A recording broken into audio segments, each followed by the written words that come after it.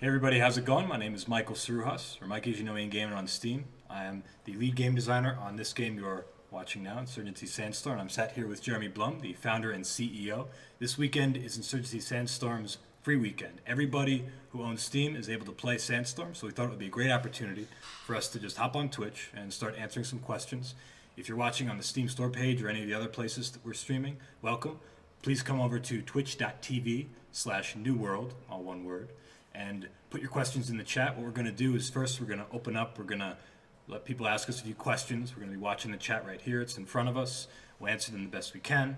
And then after that, we're going to hop in game. We're going to play a little bit, maybe some hardcore checkpoint, I think we were talking about, the hardcore co-op. Jeremy's going to be playing. I'll still be answering questions.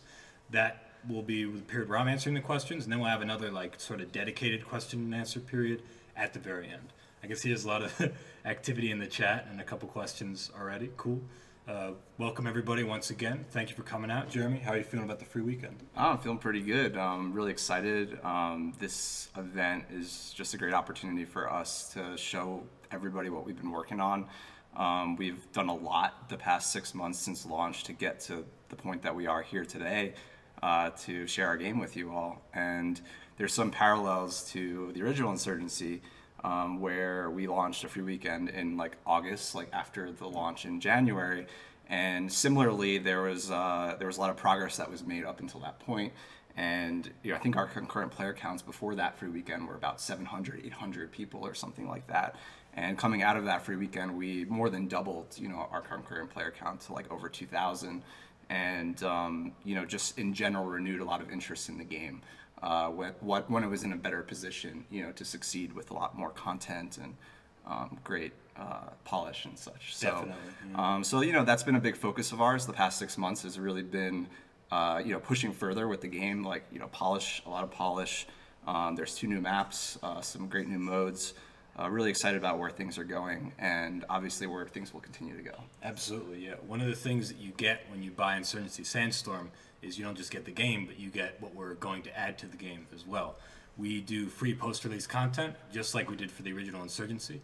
What that's been so far is new weapons, new game modes, new maps, new cosmetics, all different kinds of new content. And again, that's all just free. We just add that into the game. It's not really DLC or anything, as Jeremy said. We just added 2 awesome new maps in our 1.2 and 1.3 updates, some new weapons, some new optics, a new zombie-inspired co-op game mode called Frenzy, a new hardcore co-op game mode, which again we're going to play a little bit later, called Hardcore Checkpoint. It's the hardcore version of our existing co-op game mode. And there's more stuff to come. And in fact, Kara, who's on our community team, if you could just go ahead and link in the chat the roadmap, it'd be really good. We have a roadmap that we pulled up that's planning all the different content we've got for 2019, and it's going to be for 2020 as well. There's going to be more free content coming outside of that roadmap typically. So one of the other things that's worth mentioning, though, is with this free weekend already, despite it only being, I guess, Friday in the early evening as far as where we are in Calgary, Canada, which is Mountain Time, where it is 6:14 p.m. We've already hit 12,000 concurrents. So we're pretty excited about where we're going to go. There's like around 12,000 people playing now. I'm not sure the exact moment what it is, but we can double check that in a minute. So without further ado, let's just start off with some questions. As I said, we're gonna hop in game real soon, but first we just want to go ahead and take your questions. So go ahead and throw them up there, and we'll be happy to answer them. I saw a few earlier. Someone asking, would you guys ever add the AN-94? For those of you who don't know what the AN-94 is, it's a Russian assault rifle, and it features this weird, I think it's called hyperburst technology, where it fires 2 rounds very quickly, very fast. This is a cool gun, and I think it's important to talk about whenever we talk about weapon requests. It's important to know that people ask for a lot of different weapons, and the best way to give us suggestions for weapons is to make a forum post and tell us what weapons you have and kind of start a discussion and talk about what might be good as far as the kind of gameplay it offers or aesthetic or thematic value, and that we can kind of weigh into our decision making as far as new weapons go. 2 new weapons we do have planned are the AS-Val for the Insurgent Advisor and the 4-7 for the security, and there's some other weapons as well, in addition to that, coming this year and next year. There's a question here. When is wipe happening? Asks Senpep. There isn't going to be a wipe. If you play during the free weekend, right, and you level up and everything, you won't actually have a situation like it's just going to carry over, basically. If you buy the game, it'll just carry over. We will remember your stats from your profile and stuff. And by the way, the game is 30% off. It's $30 USD as a base, but 30% off, that'll bring it to about $21 USD during the free weekend if you want to check it out. It is actually pretty cool. Like, as you heard, we've got a lot of concurrent players right now, but we're already still climbing up on the global top sellers. So even though the game is free, people are still buying it, which is sweet. Someone is asking about the single player, the campaign. You know, as we said in the past, we were planning a story mode for Sandstorm. Unfortunately, we had to cancel that story mode for release. As of right now, we don't have any immediate plans to pursue that story in the future. Right now, it's something we could look into later on down the line, but honestly, it's just not within our plans right now. We're focused on improving the content that's already there for Sandstorm, and also on the console release for Sandstorm as well, which we're currently targeting for this year. Beyond that, we don't have any other plans with Sandstorm. Another question. Why are the QBZ and the VHS not on the advisor class? Surely it fits better on there, or am I wrong? Interesting question. The QBZ03 is the export version of the Chinese QBZ03. It's why it fires the 5.56 Stain Ag magazines. And VHS does that too, actually. We thought that it would be cool and appropriate to give the insurgents something that felt a little different from the typical like AK variants that are there. And we took a lot of inspiration. It's a fictional conflict, but we took a lot of inspiration from current contemporary insurgencies that exist right now in the Middle East in places like Syria, Iraq, Yemen, etc. Now, our game's fictional, but we do take inspiration from those things, obviously, as far as being a Middle Eastern shooter. And there's a lot of Chinese firearms that go through the region and that are used by insurgents and local security forces. And the same thing could be said for the VHS-2, which you could argue, I guess, is an advisor weapon because it's a Croatian one, it's a little bit exotic, but at least in the case of Iraq, the federal police there use the VHS-2. And if you look that up, you can see a lot of different screenshots, yes. Real-life screenshots of local security forces. You can see a lot of different pictures of that. And again, like our conflict is fictional, but we take into account, we take creative liberties with this, but we do take into account the kinds of things that people do use in those theaters. And also with the QBZ, like, we've got a lot of Chinese players, and we felt like it would be cool to just give them a weapon they might be a little more familiar with that also fit aesthetically for the insurgents. Will there be Linux support? Yes, that is still planned. We're still planning on doing Linux support, as well as Mac support. We don't have any updates on that at this time. Right now we're focused on PC content and console Xbox One and PS4 releases, but that other stuff is still in the plans. Seeing more questions, lots of questions. So if we miss your question, guys, don't worry. We're going to get it back a little later, maybe during gameplay or at the end. So don't worry about that. Let's see. CTF would also be fun for arcade mode. That would be pretty cool. I think that one of the things we've been doing lately is we hosted a couple surveys. We did a couple surveys where we were asking people in the community what kind of modes they wanted to do, and we had this question of different arcade modes, and it was really between King of the Hill, team-based King of the Hill, and a team-based domination sort of inspired mode, kind of like Firefight, but you own the territory and you slowly gain points. We had a lot of interest in those two. Then we had another survey where we asked just purely about those two modes, and we found out just by a bit of a margin, people were more interested in the King of the Hill mode. So that's probably what we're going to do next with the arcade. That's our current plan. Beyond that, feel free to make suggestions. It's something we could also pull about in another survey, perhaps. Do you have an internal layout of which parts of the roadmap will release first? Well, we do have, we have our own internal production schedule, obviously. Yes, for sure. And that's something that we try to, we try to be as transparent as we can with that, but honestly, with the roadmap that you've seen, we can't be that specific with the timelines, but we can say that those are all within our plans for 2019. Yeah, one thing that is worth mentioning is we're trying to improve our processes with updates. We're trying to give ourselves more time to succeed on these big updates while also doing a better job patching the live build of the game as we go. This is something that we've struggled a little bit with historically, and it's a notable shift that we're trying to make at this point. We've been trying to improve our communication. We want to make sure that everyone knows what we're doing. They know what's coming. And the roadmap is, to us, we want to demonstrate to you that, yes, we do understand that. We want to be as specific as we can, right? In certain cases, we can only be so specific. But yes, as Jeremy said, it's a flow that we're currently improving. We're working on these kinds of things. We're trying to get our production to be getting to a point where content updates are a little more regular and there's more notice for them, I guess you could say. A couple good questions. Will you add an ambush mode? Yes. The short answer is yes. As we said in our roadmap post, and Gooms or Kara or Chris, if you could please link that Steam announcement for the roadmap, we do want to add ambush mode, but it's not going to probably come until 2020. First, we're going to add frontline mode, which is kind of like push, but you can get pushed on both directions. Kind of like tug of war. Yeah, it's tug of war. Yes, thank you. It's better.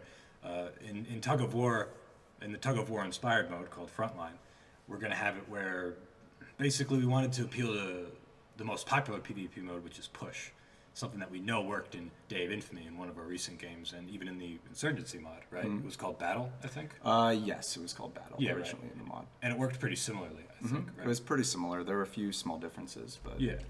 And that's something we're targeting for this year, because it again, doing survey data, it showed that there was a higher interest for that. But we're also going to do ambush. Ambush is just going to come next year. There's a little more production as far as the VIP aspect of it goes, and we want to give it a little more time for playtesting and all that kind of thing.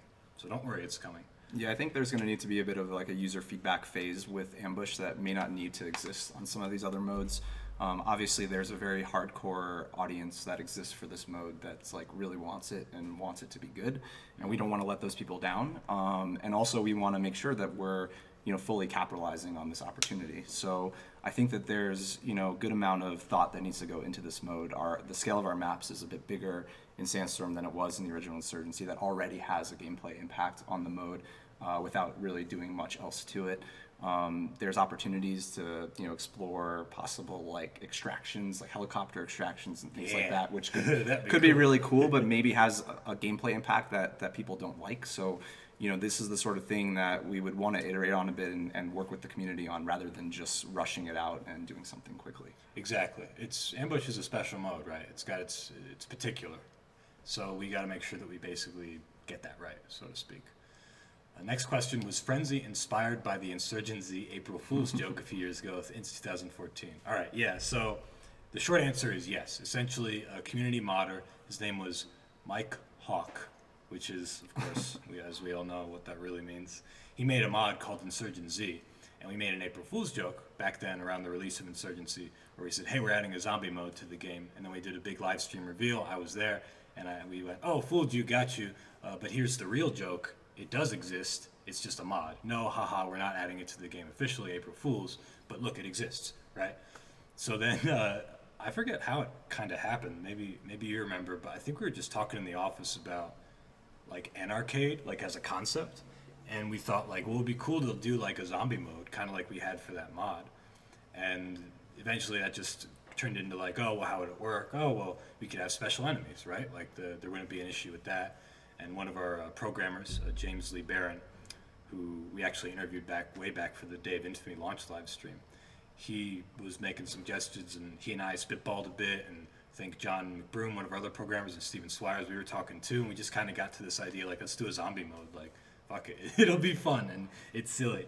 And so we went with that, and we decided to make another April Fool's joke out of it, because the timeline lined up, where we, as an April Fool's post on the Steam announcement, said, hey, we're going to do this great new mode, and it's like this. It's got these special enemies that are on fire and that are really big and wear tasteful shirts. And then everybody was like, oh, April Fool's. But the real April Fool's was that it was a real mode that we planned on doing. So, gotcha. What is the scope of the mod tool? Great question. What is the scope of the mod tools? Will there be any specific limitations to what we can do? Asks Shock, please. Well, we want to do a lot with mod tools. We want to, first of all, have some sort of integration with a service like Steam Workshop or Steam Workshop. We're not sure yet. We're still exploring that. We want to have custom level tools. We want to have the ability to replace your weapons with new custom weapons, as you could do in the original Insurgency. If you don't like your M4, you can do an ACR model, and it's functionally the same as the M4, but to you, client side, for your character and your game, it's going to look like an ACR. That's something else we want to do. Weapon skins along with that, potentially. Character model skins, character model replacements, audio packs, hopefully, but we have to talk about our middleware for that. But that's another thing we want to do. different gameplay mutators, gameplay changes like speed, loadout, faction, classes, like supply counts, all these different things. We really want to open it up.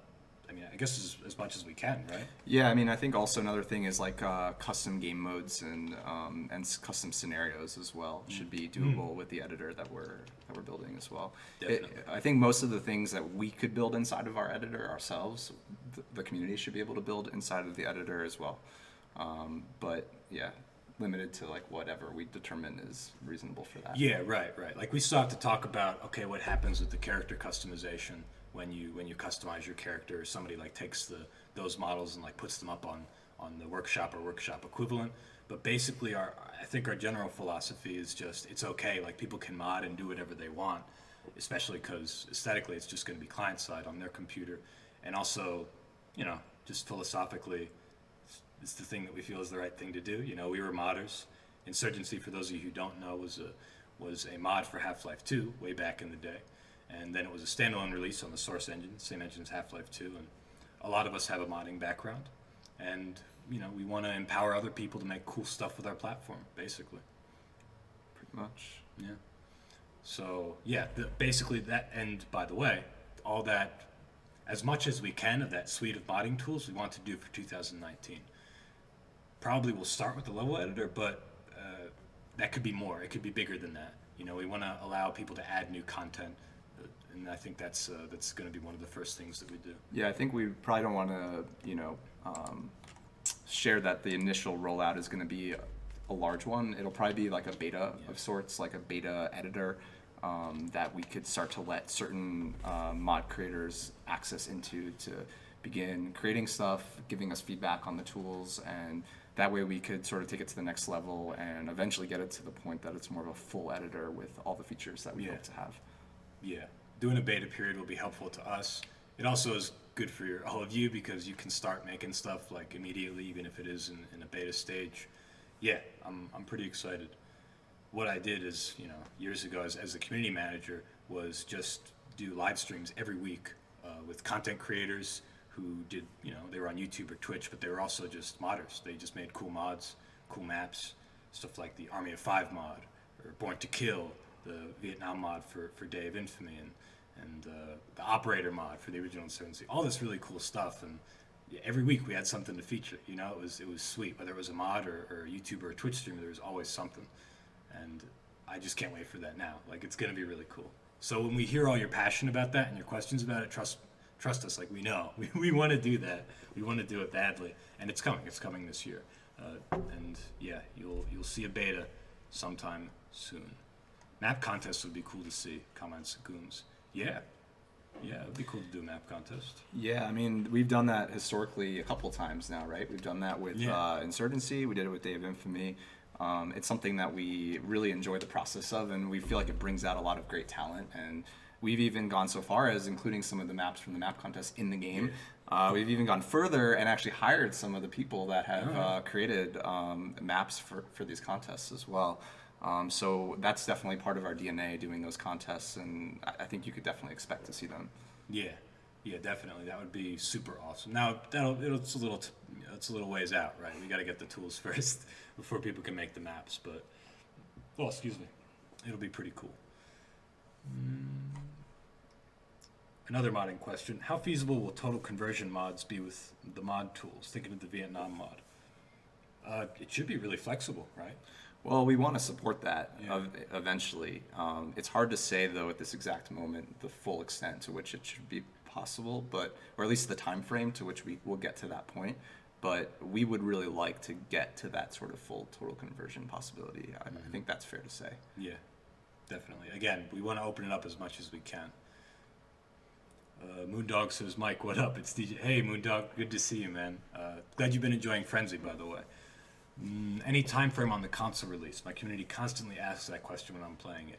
Yeah, and this is a question we get a lot, I know, and we know that you're excited every time we tweet or make an Instagram post or Facebook post about anything. People are asking and they're excited, and we're excited too. Trust us. Like, that's really validating in a big way that there's so many people, like, there's an audience that exists for us. They just need the means to play, right? Which is a console release. and that's awesome. That's exciting. We're really going to expand our community when we do that. Unfortunately, we just can't be more specific right now. Our current target is this year, as we've been saying, Xbox One and PS4. We'll let you know when there's more information. Yeah, I think it's worth noting that the reason why we can't really give a more precise timeline right now is because, frankly, like, we're a bit inexperienced, with console development. There's been some struggles on our side, getting the game performing well on consoles to the point that we feel good about it. We know that we want to be on consoles, but we don't want to launch on consoles prematurely. So, given the state that we're at now, it would just be unwise for us to, lock in on a specific time frame. Yeah, exactly. Yeah, and if we do that, then it might have to get pushed back, and then there's more confusion. We really this is just kind of a reality of what we've faced, and we'll let you know as soon as there's updates. Trust us, we will. But as of right now, we don't have anything to announce. But it's coming. A couple more questions. I know you all loathe ambush. I don't loathe ambush. Do you loathe ambush? No, not at Nobody all. loathes ambush here. Like, we like ambush. It's just, again, we had a vote, and people voted. They voted for Frontline in favor of ambush twice. So it's not that we loathe ambush. Ambush is coming in 2020, as we were saying earlier. Okay, but the real question is, will there be officially designed maps for this game mode? You did it well with Insurgency Standalone. Well, in Insurgency Standalone, we didn't have custom ambush maps. We just used the existing formats that we had. Those layouts, we're going to be very, as Jeremy was saying, like, we want to have a good feedback loop, and we want to give good dev time to making it all work, right, with the ambush mode on every map. So like, we're not gonna have unique maps, but we've never really had that. Our style has always been every game mode should work on every map, ideally. And there's some maps that don't have it, like there's no Ministry push, for instance, but we still try to support as many modes as possible on every map. Yeah, I think it'll be interesting to see, like, how ambush plays the best in Sandstorm. Like, what scale, what types of terrain and what types of sort of paths are best for that gameplay. I think there's since the levels in Sandstorm are, a bit different than the levels in the original Insurgency, we have to take that into account, that it's not going to be out of the box, exactly to the same quality standard that it was with Insurgency. I think that we need to, spend some time trying out a couple of things and, working with that community to make sure that we create something that's really fun. Does the mode justice, I'm told I need to move my head. I got my laptop here, so forgive me for moving around, but I'm just checking some things. Any plan on adding incentive to play competitive matchmaking?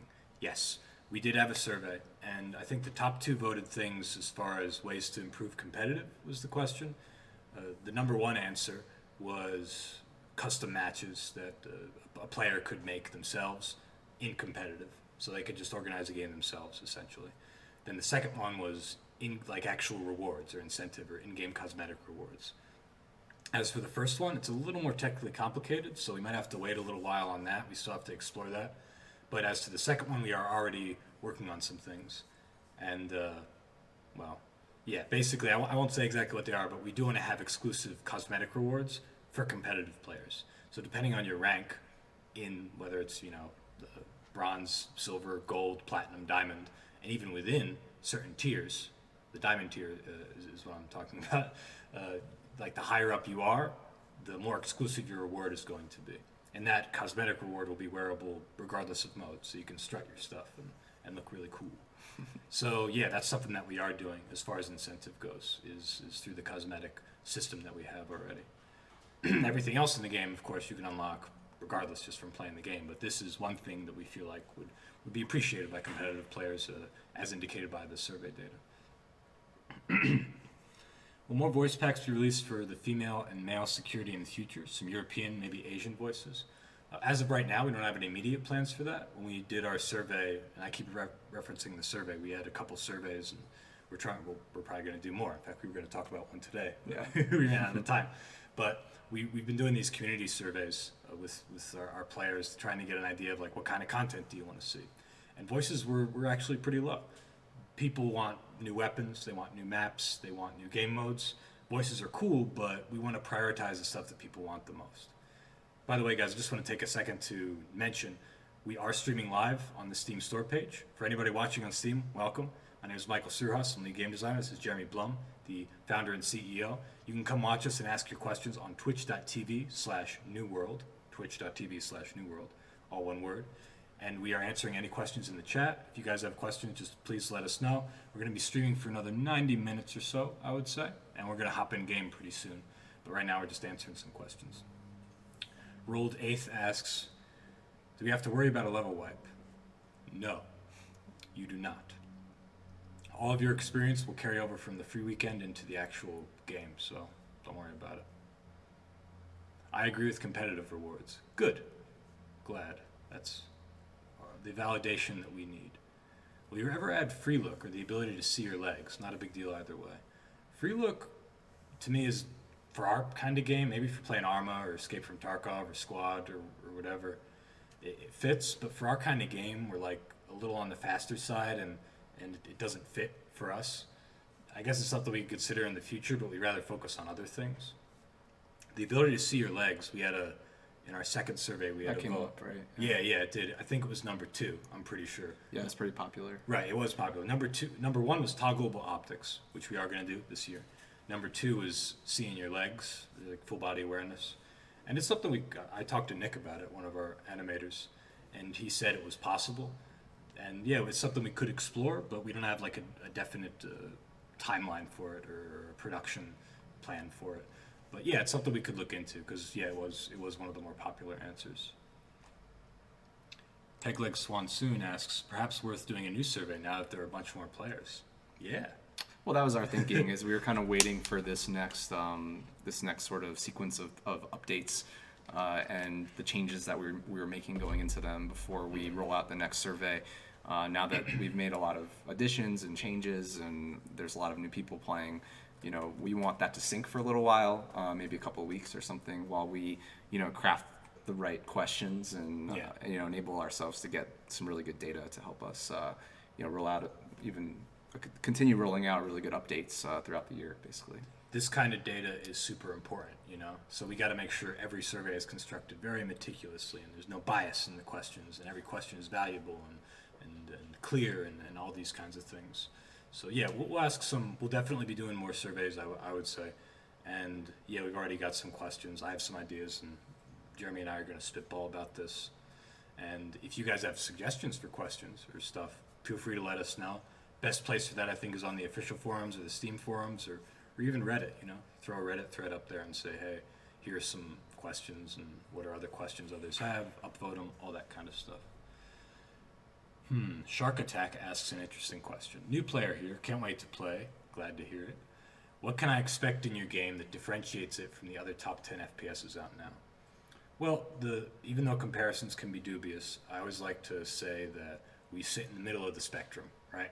As far as shooters go. Over here you got the simulation games, you've got Arma, Squad, Escape from Tarkov, maybe even Rainbow Six Siege to some extent. These kinds of games are more simulation oriented, they're slower. Squad and Arma are really slow, right? Because it's all about that kind of simulation immersion. Over here you've got Call of Duty, Battlefield, Quake, now running with RTX, I guess, and Unreal Tournament like CSGO even. That's the faster stuff, the more frenetic stuff. We're in the middle, like we're neither of those things. And we're trying to go for something that takes good elements from both those things and combines them. So you'll play in our game and like the movement speed isn't going to be as sluggish as something like, not sluggish, not as slow as something as like Squad or Arma, unless you play hardcore co-op, which we will in a bit. But at the same time, it's not going to be as fast as those other games. The HUD is going to be really minimal. You have to manage your ammunition realistically, where bullets go into magazines that go into the weapon and are separate. They don't merge together. There's also going to be very high lethality, a very low TTK.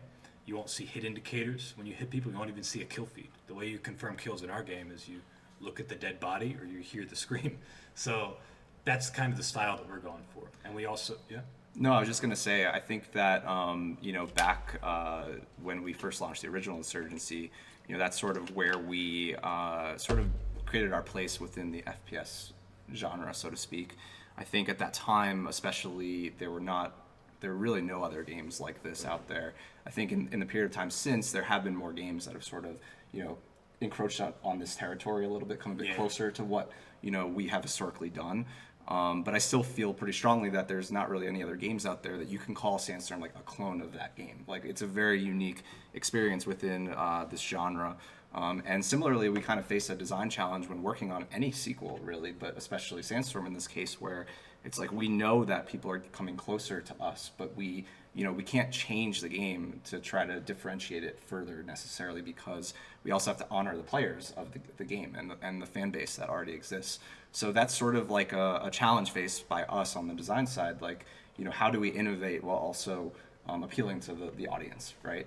So I think that's something that sort of challenged us from the beginning of this project in particular, and it's something that we're going to keep trying to find ways to innovate, of course, and I think even kind of like the hardcore rule set stuff that we're doing now is kind of an interesting deviation. Let's just try it. It's kind of an interesting deviation, because maybe that sort of area is a bit more open territory right now. There's not a lot of games out there with that pace with our mechanics and such. So that could be an interesting sort of niche within our niche, basically. So it'll be interesting to see how we evolve. But ultimately, right now, we're not necessarily treating our development as with this goal of like, how do we innovate further and separate ourselves further from the competition, although that's certainly in the back of our minds. I think we're trying to appeal to the players. Like, we're working on these community surveys, we're listening very closely to what people are saying, and we want to improve the overall experience for what players like, what they want, not necessarily solely what we want. Yeah, we're trying to give people more of what they like about the game. Why are people playing Sandstorm right now? How can we improve their experience? And again, a big way to do that is new content. Maps, weapons, weapon upgrades and attachments, modding tools, night versions of maps, like all these different things that fit within our experience. And yeah, we might kind of pivot, or not really pivot, but like dip our toe in these other experiences like hardcore and stuff. But it is important to know that we want to give people who are playing, we want to give Sandstorm fans the experience that they want. We want to enrich the experience. We don't want to just offshoot into something else until the next game. But we can't talk about that. We do have plans for the future, don't worry. There's some cool stuff coming, but you'll just have to be patient. Yes, more hardcore. Yeah, and by the way, like we do want to have a hardcore rule set that applies to all modes. And I think what we said it in the community update, we might start first with like a push hardcore rule set and just see how that plays, see what happens, and kind of go from there, So it's not like we're afraid of experimentation. We just want to make sure we're giving people stuff that they like, that's similar to their experience. But innovation's important too. Insurgency Wild West. Well, well, there'd have to be like an insurgent group. There'd have to be some sort of gangs. Yeah, there'd be gangs, I guess. They'd be the insurgents, They're not really political, they're just trying to make money. But it's a good mod idea. Yeah, it is. Someone almost made that, but it was just, he made it. It was an insurgency. I think it was Andy Broski was his name. It was just pump action shotguns with slug rounds and bolt action rifles and the shitty 32 revolver, and that was it. But you would play on on desert maps like Buriz or whatever, and it was fun. Our gunplay is cool. It's special. So, even if you limit the guns, it still feels pretty good. Hardcore Frenzy confirmed. Well, that's definitely planned. Yeah, we've been talking about that. And, because we were playing hardcore co-op and Frenzy were being developed at the same time, right? And we were playing Frenzy, and I think we were just like, man, this feel pretty cool with hardcore, wouldn't it? Like, it would be intense. Yeah, it'd be intense. Like the immediate answer to that was like, yeah, but it's gonna be really hard. And we're like, well, maybe that's okay. Like we could still balance it. Like we still want to balance it, but hell yeah, I would definitely love to play hardcore Frenzy. Mikey actually just called the Model 10 shitty. Well, it's not a great gun. It's an old gun. It's a revolver. It's an outdated method of producing a pistol. They're reliable, but whatever. It's 6 chambers and it rotates. It's silly. You know what I mean. Oh, it's Danny on PC. Hey, Danny. Hey, you want to tweet us, Danny? As you are wont to do. Can we get a UDT shorts cosmetic? Shorts. It is hot in the desert. but it's cold at night, and we're adding night maps. So I'm sorry, shorts at night just wouldn't be realistic. I don't think we can add shorts. And we're adding snow maps, right? Yeah, we are adding snow maps. We're adding a snow version of Sinjar, as some of you might have seen in the recent roadmap that we did. And that's going to be really cool. Yeah, we already played it once. It was pretty awesome. Yeah, I actually missed that playtest. Oh, sorry. Shit. No, that's okay. I could report to you that it was pretty awesome. Oh, good. Okay, so you guys now know, as I now know, it was pretty awesome. It's already playing very well. Yeah. Black camo with night maps. Ooh, that'd be brutal, dude. I don't know about that. We already used to have black clothing for insurgents, but then the meta became just wear black and hide in the shadows. So we have to be really careful with the cosmetics we add for either team, really. Arctic camo when? It exists. But we already have Arctic camo. And we are adding like a snow jacket. We can maybe make a snow camo version. It's supposed to be like one of those cool, I don't know, sporty athletic snow jackets, you know what I mean? Could maybe put like a M81 snow pattern on that. We already have that. What games are Insurgency's biggest influences? That's a great question. Do you want to take that one? What would you say? Sure. I mean, I would say that there's a lot of influence from like Dave Defeat, Rainbow Six Rogue Spear, especially Operation Flashpoint, even to some extent. Red Orchestra, which I worked on before Insurgency, definitely had an influence. Those are kind of the ones that came to mind that influenced the original mod, and then went on to even continue influencing the eventual game. Yeah, these are the games that, you know, me and the others that were involved, like from the early mod days, like were the games that we played back then and were super into. So yeah. Definitely, yeah. I played all of those myself. I wasn't involved on the mod, but Jeremy's been here since the beginning, and yeah, that kind of adversarial multiplayer. Not a lot of games do it nowadays, and that's kind of where we stand, is that type of adversarial multiplayer, and with co-op and with competitive, of course.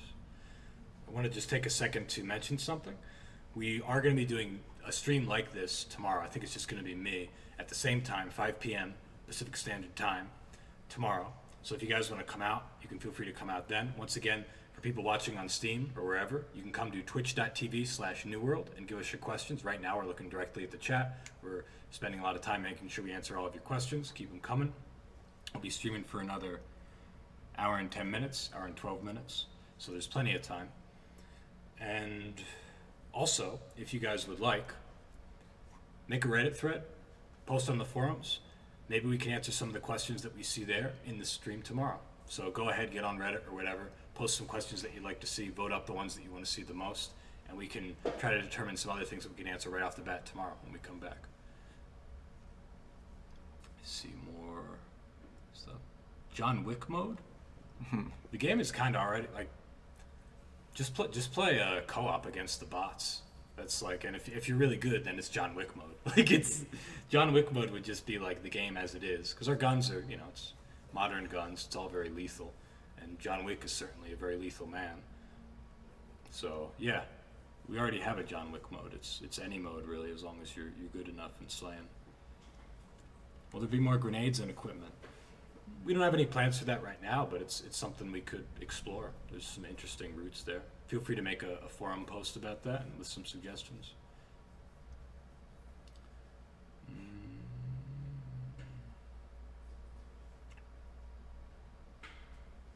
Sorry, just a bunch of questions here. Are you working on fixing and polishing the current AI? There are a lot of bugs with the bots at the moment.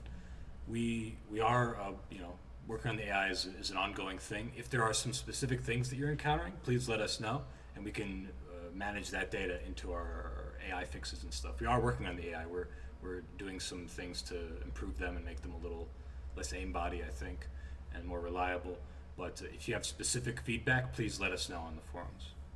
Yeah, the tough thing about AI is like our QA team, they run around and they try to get the AI to do all kinds of things, but there's just so many things that could happen, with AI, and we also have a pretty small team as well, so that makes it hard for us to discover all the issues on our own. So we do kind of rely on you guys in the community to help us discover particular issues that may not be super common, but might be happening with a fair amount of frequency, you know, on servers in the live build. So, yeah. 3 different co-op modes, all those different maps, 8 maps now, right? It's just a lot to QA, which means quality assurance, like playtesting. It's just a lot that we need to test. So yeah, give us your feedback and assist us with that. And we do read them and we do link them to the relevant developers. There's a question. Oh yeah, are the boys rolling around on the ground after their shot done on purpose? Yes. Yeah. And in fact, I can say, I don't think this has been announced publicly yet, but we do have voiceover. I worked as the writer and the voiceover director. The game has a lot of voiceover in it, right? Over 8,000 lines of dialogue in total. And this contributes to the overall sense of immersion and the good sound design and stuff, and it's very important. And there's still some voiceover that we recorded, but we never used, such as what we call incapacitated pain lines, which are basically, I was there in the booth with the actors, and I said, all right, I want you to act like you've been shot in the gut and squealing like a dying animal.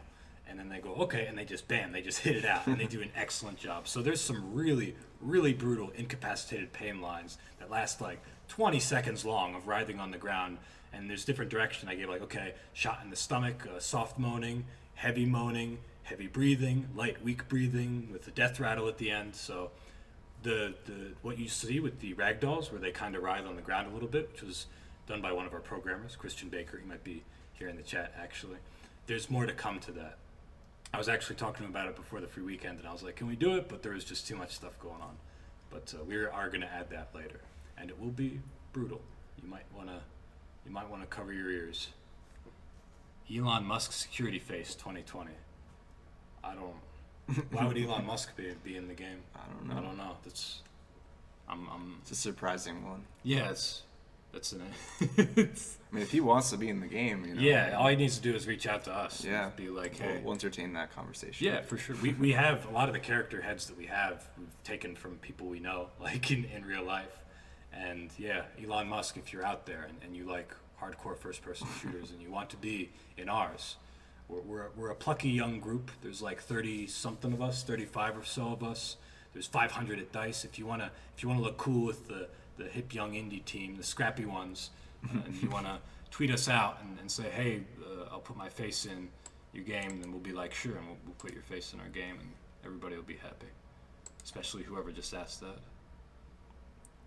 I missed it. Is there a difference in bot behavior between insurgent and security bots? No, I believe it's quite similar. It's the same, Yeah. I believe. Yeah. Yeah. There's a difference though between the bots that are on your team and the bots that are your enemy though. And that is something we actually hope to improve as well, is making like the teammate bots behavior a bit nicer and a bit more like, you know, team oriented, make you feel like you're actually in the squad and they're not just running off to capture objectives and stuff like that. Like the current behavior is something that we hope to do as we improve the local play aspect of the game. Which is something that we also hope to accomplish for the console launch as well. For sure, yeah. Have you ever considered needing a headshot to disable the suicide bomber in Checkpoint Hardcore? Or a slightly longer arming beeping time? Body shots could slow or stagger them, but if they do die from anything other than a headshot or melee, they would blow up. A great custom server on Insurgency Source had that mod minus the stagger.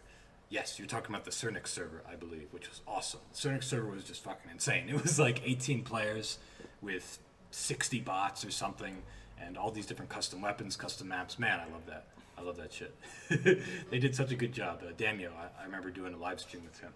I assume that's what you're referring to. That's something that we could do for hardcore co-op, but man, it's already pretty hard. Like, it's already pretty difficult when the suicide bombers come, and you're so much slower. You can't run away. So it's a cool idea. Yeah, maybe it's something we could consider, but you know, again, this isn't us being dismissive, but honestly, like, make a forum thread about those things, make a Reddit post, and start the discussion. That helps us decide, do a lot of people want this? Is this really a good idea? Potentially pull the idea. We could even pull the idea. That's true. I'll write it down right now. Yeah, you should make suicide bombers blow up if shot in the chest. Well, it'd be really tough. But maybe for hardcore, maybe it's okay. We'd have to communicate that in the loading screen too. I'll write it down. I'll write it down anyway. We'll discuss it later. Just beware, like it can be a little complicated with that.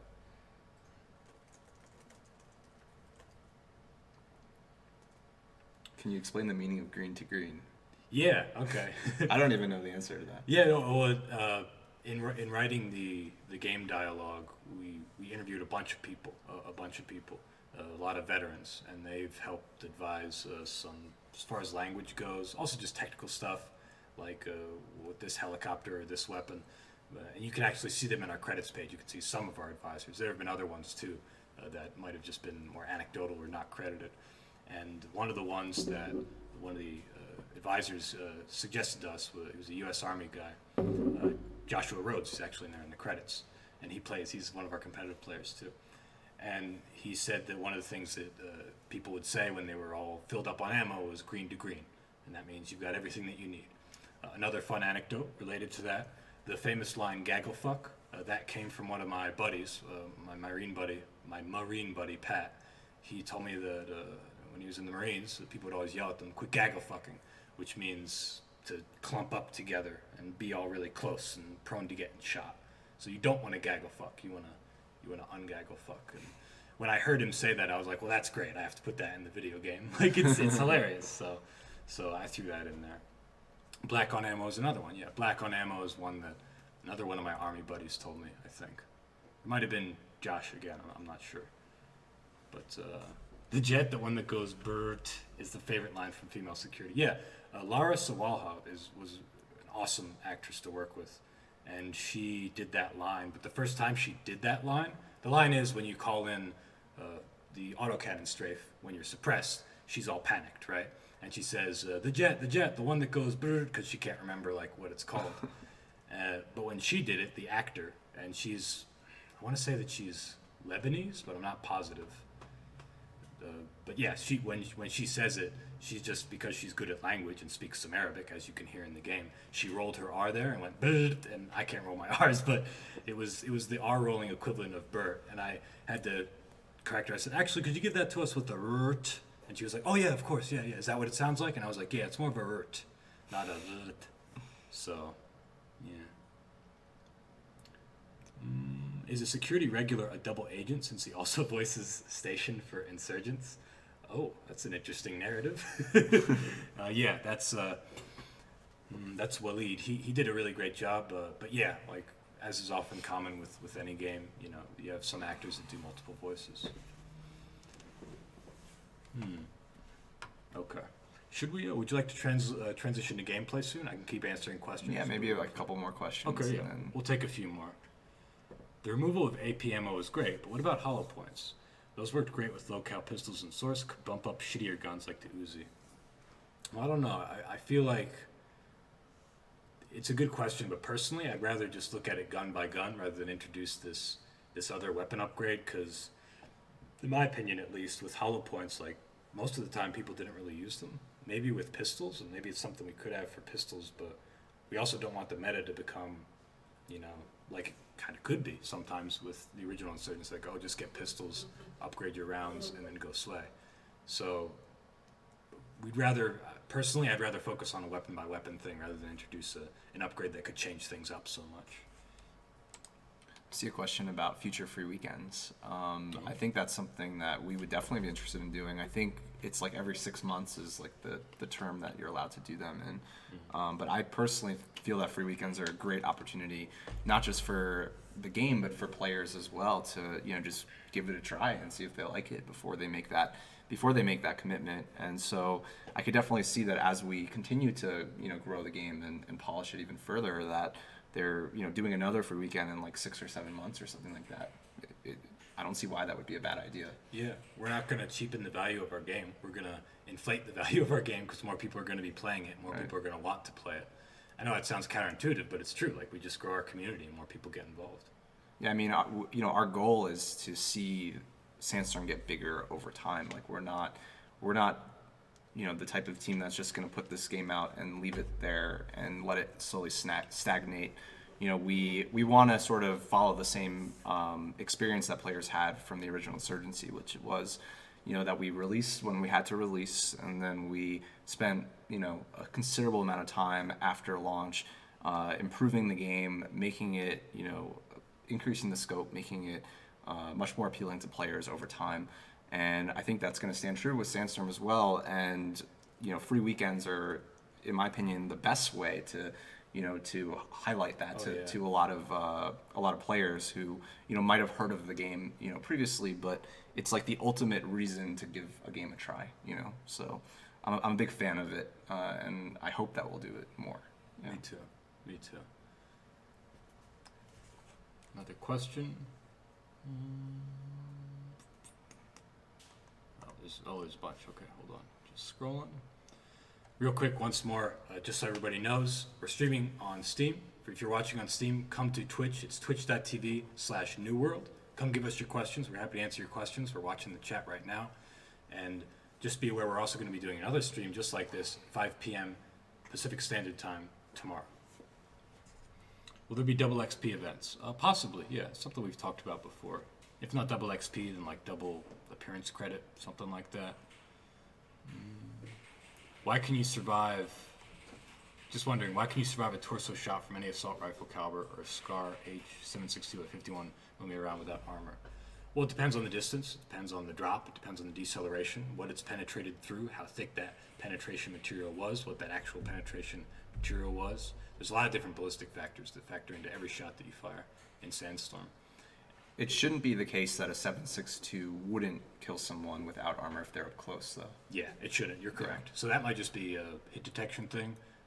Or more medium to further ranges, yeah. Perhaps. If it's at a really far range, yes, it would be okay to survive through that.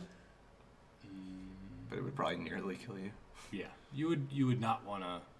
You wouldn't be ready for a night on the town after that, I don't think. Mohammed Wooz says, I'm Arabic and you are the first game to get all the voices right. Good job. Oh, thank you, Mohammed. Yeah. With the voiceover, it was really important to us to do stuff that felt, it's a fictional conflict, of course, but we wanted it to feel authentic. We wanted it to feel real. We wanted it to feel immersive. And it's just cheesy when you get people that fake the Arabic or when it's just with accents. So, yeah, all the Arabic actors on both, or everybody who spoke the Arabic on both security and insurgent teams.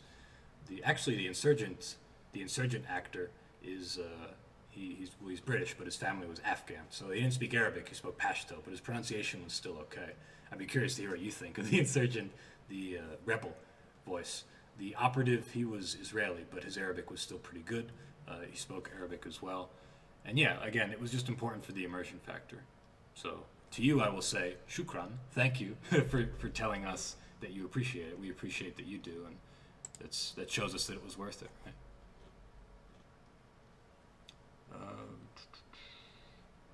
Lots of questions. So I'm just. Mohammed also asks about Ps4 and Xbox information. Unfortunately, we don't have any more information to announce at this time. We talked about it earlier in the stream. If you want to watch the replay, you can go check that out. It's earlier in the stream, but short answer is we don't have any updates. Yeah, I think I'll just reinforce that as well, what I said earlier, which is that this is something that we want to do right. We feel like in a lot of ways our launch, on PC even could have been better. And we've never launched a game on console before. We have a small team, and we're really trying to catch up on this, post-launch period, making the PC version of the game, better, because we also need to optimize the PC version in order to be able to have the version optimized enough for console. So all we can say is that we're actively working on it, but it's not easy for us, and we're doing the best that we can. And when we are able to lock in, better on a release timing, we'll share with you immediately.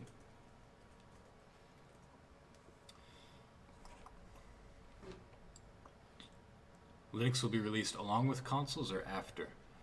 Well, we haven't really announced our Linux or Mac release either, but it's we'll just have to update you later. Unfortunately, I can't really share many more details. Right now, we can say we are focused on the PC post-release content and on the console releases. I think for Linux and Mac, it would probably be fair to say that sometime next year is the likely window for that, and it may start out first as sort of like a beta that we won't necessarily announce that we support Linux and Mac on our store page immediately, but we will roll out like a Linux and Mac build and announce that to our community and let them start to play it. And it may not be fully stable and fully polished yet, but to us, the way that we develop and the size of our team, that really seems like the best way to go about getting our way to a Linux and Mac release. Mark says, I tested all the assault rifles and the Scar H, the Mark 17 Mod 0, on unarmored targets at point blank. They always fail to one shot. Well, that's something we can look into. We've done a lot of different ballistic balancing for every bullet. And again, like every bullet is changed according to the muzzle velocity, which is the barrel length, and all these different factors per weapon. And we've tried to strike a balance where the game is very lethal, but it's not like always one-shot kill. That was something that we didn't want to have happen too much. So it's something we could look into, yeah. Just be aware, like, we don't want to have a meta where everything is just one-hit kill when you're not wearing armor, right? We want to make sure that we have a situation where there are subtle differences and it might take 2 shots to kill, because that's still pretty low time to kill. Finally tried the game, and I gotta say it's my favorite FPS game in a very long time. Can't wait to see this game on console. Keep up the fantastic work. Thank you. Thanks. Another question a new player was asking. Just played the game last night for the first time. Amazing, says Mystic Bird. But a question on if the graphics are going to get polished up a little bit. Well, we're always optimizing the game. We're always improving performance, and we're adding new cosmetics and stuff. Maybe you could be more specific about what areas of the graphics you feel like could be better. Yeah, a couple of things that come to mind, to me anyway, is because I've been trying to pay close attention to this lately and see how we can improve certain things. Like, we had this issue where characters were kind of interpolating, skipping a lot with the movement. We addressed that fairly recently. We also had this issue for a little while where structures really far away, when you zoomed in on them, they would look very low detail. They'd look very like very optimized, but not very good looking. So we actually recently, for this update, actually implemented a new HLOD like transition system that wasn't purely based on distance, but was based on field of view. And while this is a bit more expensive, when if you zoom in and it updates all the structures and the distance to look nicer, it was kind of weird that we didn't have that as an option before. So at least now, for people on systems that could afford this, and want people that want to run this feature, that already makes the game look so much better when you're like sniping or using like anything above like a 2x scope on some of our maps. So we are actively looking for ways to polish the visuals of the game. Another area that comes to mind is character animations. I think like Hardcore Checkpoint, for instance, hasn't gotten like the full like character animation love yet that it deserves. If I could be specific as Sure. to what you're saying before you continue. Right now in Hardcore Checkpoint, we have a different first-person animation, right? You hold the weapon up like this, which is a way we saw in reference some people run, and it feels more conducive, I guess, to that slower pace, and it feels pretty good. But in third person, you just have your gun up. It's not always going to be like that. We're going to improve that so it's actually symmetric, or whatever word you want to use, with the first person as well. So that's one thing that's coming. Yeah, we're reusing some animations there that don't necessarily perfectly fit the exact speed or the exact motion that's going on. So I think that that's an area that we'll continue to try to improve, and it would be nice to hear like specific things when it comes to visual polish that people feel are not as they should be. We've always been listening very intently for those sorts of things. Like, we did a pass on like the facial hair at one point, I recall. Yeah, that was a big one for sure. And also like backpacks sticking through vehicles. Like we did a pass on that. We're always trying to find like what these visual glitch or visual imperfections are in the game, and slowly chip away at them so that eventually the game gets super nice looking. So again, post on the forums or Reddit or wherever and let us know, oh, this looks bad, like they should improve this, they should focus on this. It could be a survey question, but that's pretty qualitative, I guess. It's kind of hard. But I don't know, maybe we could talk. We could ask it, even open-ended questions. They're harder for us to get precise data points on, but they can be pulled out from them. So we could ask that. Once more, I just want to tell everybody, we are streaming live here at twitch.tv/newworld. My name is Michael Suruhouse. I'm lead game designer on Insurgency Sandstorm. This is Jeremy Blum, CEO and founder and CEO. Sounds better that way. And that's how it's written. We are streaming on Steam. We're streaming on Twitch. Come watch twitch.tv/newworld and give us your questions. If you're watching on Steam, come on over. It'll only take you a second to open it up in the browser. We'd be happy to answer your question. We've been answering questions for a little over an hour now. We're going to be around for another 50 minutes. Someone asked when the live stream starts. Yeah, it started about an hour ago, or 70 minutes ago now. So if you guys have any questions, please feel free to share them with us. We'll be answering them as we go along. We're seeing some more right now. And oh yeah, there's a question. What's both yours favorite Sandstorm map? That's a good question. Well, for me, it might sound like it's an easy question because it's a new map and I'm just saying like one of the new maps, but I think Outskirts is probably my favorite. There's 3 different sections to it: the shanty town, the construction site, and the compound. And especially playing it in Checkpoint, I think I was telling Jeremy the other day or someone here, it's like a different section of a single player level, you know, like each part feels different. You got some verticality, you fight in the destroyed building, you climb the hill, you get to the compound, you take it, you defend it. It just feels really cool. The environment's really diverse. It's very distinct from other M's too. You could say the same for Ministry as well, but Outskirts is really big and expansive. But what do you think? Yeah, I mean, I was going to say Outskirts too. I love that map. I think it's just such a unique design with some really interesting areas. Like I really love like the building that's kind of collapsed and tilting. You know, when you're in there, you get this very like interesting feeling of like you're in a real war-torn sort of environment. And it kind of gives me goosebumps a little bit, like, you know, sneaking through those structures. But, you know, just to be original, though, I think maybe I'll say Ministry, just because it's, you know, visually it's such a nice map. And obviously there's a bit of a nostalgia factor, you know, from the original game that was, you know, one of the sort of core maps from the original game. Bringing it back into Sandstorm, taking it to the next level visually, using a lot of cool shaders and with the awesome like audio features that we have with Wise and what Mark has done in Sandstorm versus the original Insurgency, like hearing like in the different corridors, like all the different action happening and the way that the engine is able to, you know, modify the audio and make it sound very like appropriate to wherever you are.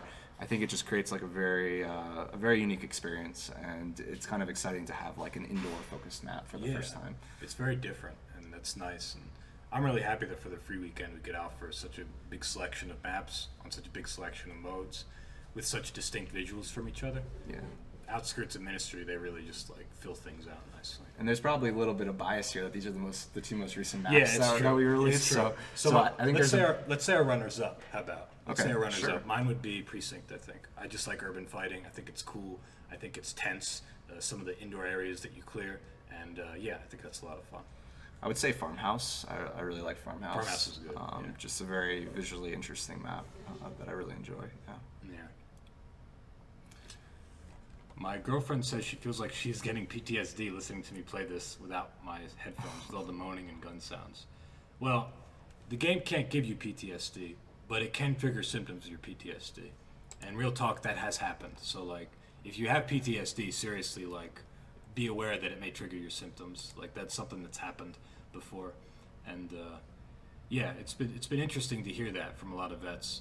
But it just goes to show you like how much we really put into trying to make the game very immersive. You know, one vet told me like he was playing and he called an artillery was coming down, and just the sound of the impact of the shells, he described it as like a wet thwap or something. He said it brought tears to his eyes, and I was like, whoa, man, geez, that's intense. And I felt bad. I said to him, look, I'm sorry, like we're not trying to get those kinds of reactions out of people. We just want to make immersive audio. To which he replied, no, dude, it's good. I wanted to have that kind of release. I wanted to have those feelings. So just goes to show you, like, people really receive these kinds of games in different ways. And Mark Winter, our sound designer, he really killed it, man. He did all of the sound. Interesting. Moondog, who's here earlier, who's a Marine vet, says, first time I played it, it triggered mine. The sound design is the best I've heard in any game. Sounds so realistic. Well, there you go. And Moondog keeps playing, so it's a fun game, I think, or we hope. Thanks, Moondog. I appreciate you sharing that, man. There was another question here. I'm sorry, I'll scroll back up. You did a great job with the new lighting for New Ministry. Yes, thank you, if you go to our community update blog, Kara, if you could please link it, I think it was number 3, Ministry, you can see an interview with all our environment artists and one of our level designers, our lead level designer, and they talk all about the process of making Ministry. It would be a great read if you like Ministry. The white marble floors are so pretty. Yeah, it's true. Please give each map its own name, at least, for Firefight. The east-west thing makes it hard to remember. Even with the hundreds of hours, don't know the maps by name, just by in-game features. Outskirts is fantastic. Yeah, I was actually talking to Jeroen, our lead level designer, about that. We do want to kind of give the Firefight layouts a different naming system. We just have to figure out how to do it. Maybe by section. So you'd play, like, I don't know. It would be like Farmhouse West. Instead of Farmhouse West, it'd be like Farmhouse that house. They would need to be like a very identifiable Yeah, names it would be more, if they weren't East or West, it right? would be like Farmhouse Poppy Field or something, Farmhouse Poppy or something like that. That bad example because you know it wouldn't be just in a poppy field, but you see what I mean.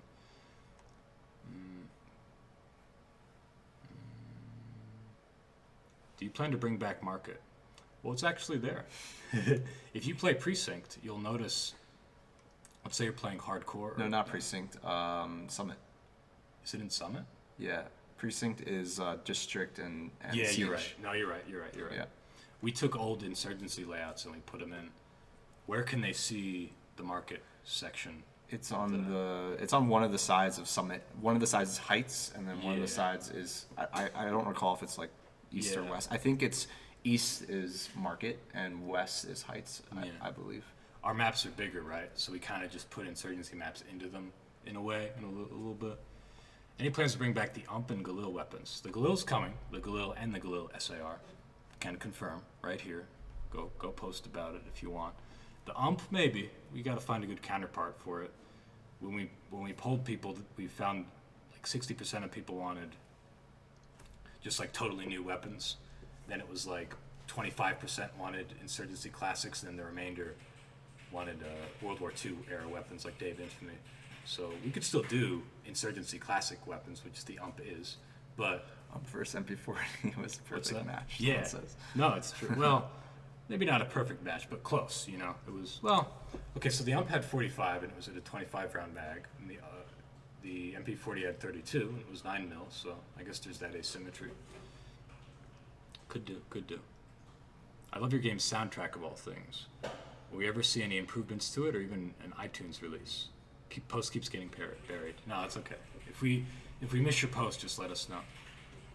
Well, I don't know. It's something that we could consider. Karzan Mahmood is our composer.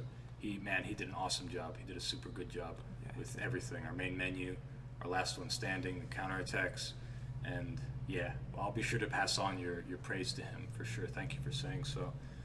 Yeah, it's something we could talk about, doing a sort of soundtrack release. Frenzy Ministry is probably the most frustrating and terrifying gaming experience I've had in a while. Seriously, the bruisers and mollies are too much. Yeah. I'm glad to hear. Are people cheesing levels somehow? I see people that are like level 500, but they don't have high hours. If you see that, please report it to us. It's possible. They might be cheating.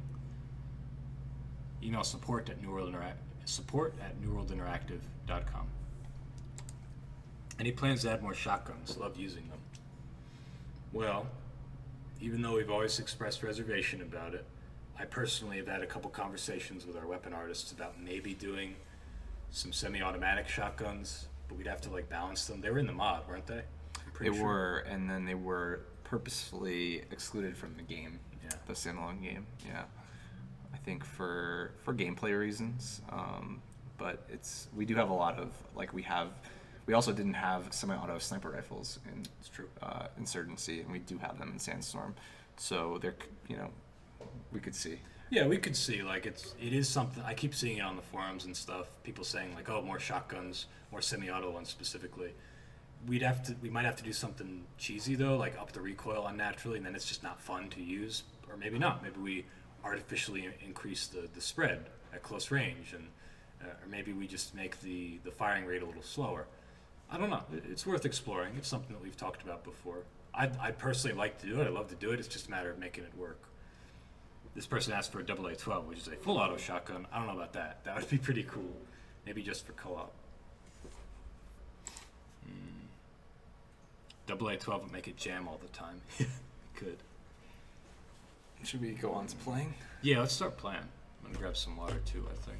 I think we got to switch seats as well. Yes, we do. All right, so here's what we're going to do, everybody. We're about to hop in game. Once again, if you're watching us on Steam, welcome. It's our official developer live stream. My name is Michael Surhas, lead game designer.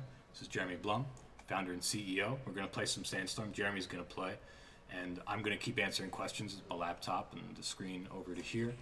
And we're just going to switch positions real quick. If you're watching on Steam, Boot up your browser, go to twitch.tv/newworld, and give us your questions. We're here to answer your questions. We're very transparent. If you're new to our community, welcome. We're a small team. There's like 30-something of us. To give you some perspective, there's probably like 500 people at DICE. There's hundreds and hundreds of people that work on Call of Duty. 1,200 people at Riot. Over 100 people at the Farm 51, I think. I'm not sure. You know, there's like 30-something of us. We're Yeah, I personal. mean, it's also worth noting that, you know, a lot of us aren't even like on site. We have a lot of remote people, some of which aren't even full-time. We have some part-time people on our within that 30-something, 35 person or so count. So yeah, like we're definitely not a big operation. You know, we're definitely planning to grow a little bit into the future, but up until this point, you know, a lot of us have been wearing a lot of hats, as they say. Yeah, so definitely. We all wear many hats. We all do many different things. And you know, we're not trying to play the indie card here.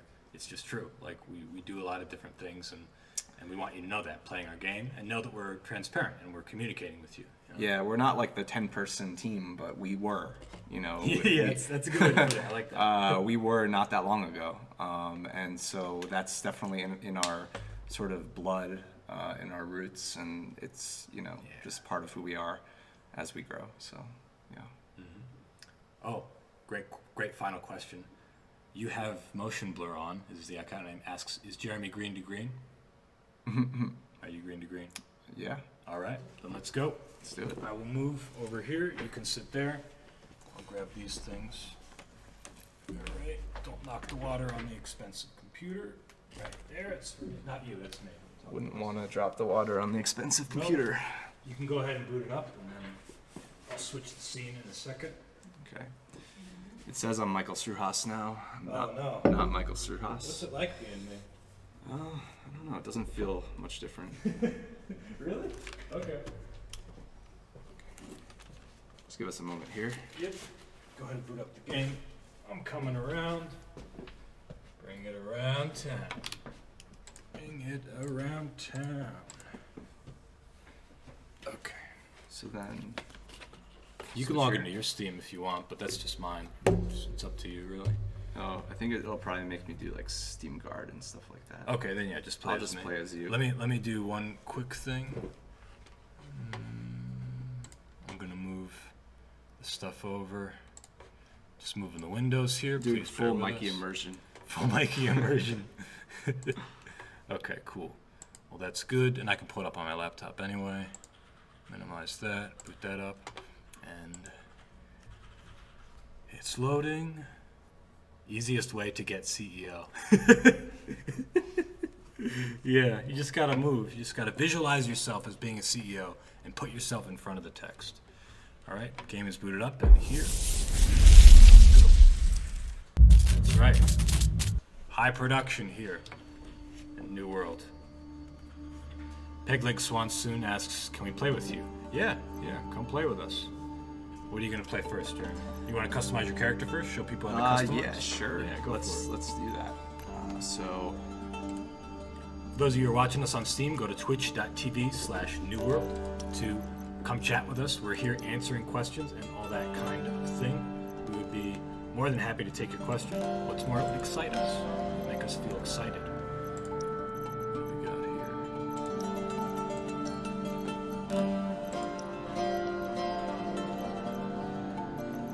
In Insurgency Sandstorm, you can customize your character. The way our cosmetic system works is as you play the game, every time you level up from just playing any mode, whether it's co-op or versus a competitive, you're going to unlock cosmetic credits or appearance credits, which you can use to unlock all these kinds of things. Excuse me.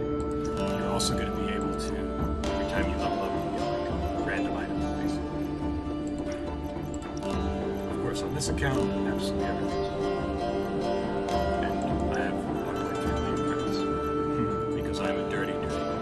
Oh, turn down the game sound. Okay, hold on, excuse me. Sorry, everybody. Let's do that. Is that better? Please tell us if that's not better, if it's too quiet or too loud. We'll just check. Is it good? Too low. Okay. I'll turn it up. Up. How about there? What does Goldilocks think? Are we just right? Good. Okay. Please continue. Sorry about that. Thank you for alerting us to the issue. All I was saying is that when you play the game, you play, and as you level up, you unlock appearance credits. You can unlock these kinds of items. They're not gameplay related, they're just aesthetic. And every time you level up, you also unlock a random one too. Curious what camo the players like the most. Yeah. What's your favorite camo?